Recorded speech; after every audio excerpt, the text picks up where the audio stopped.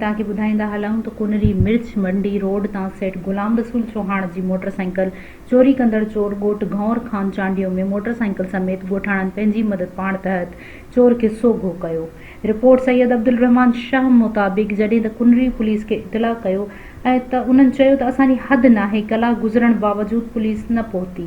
शाहबेग चांडियो ॿुधायो त चोर त असां पकड़ियो आहे, पर पुलिस अञा ताईं का बि कार्रवाई न कई आहे ऐं न ई सरज़मीन ते पुगी आहे।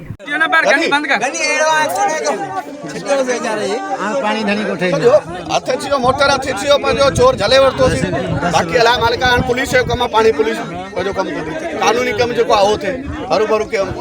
छेड़छाड़ न करे बते माना हथ न खोल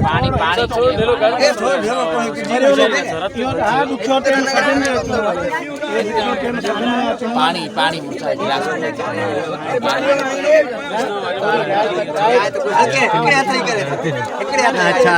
पुलिस के इतला कयो उनके माना पूरो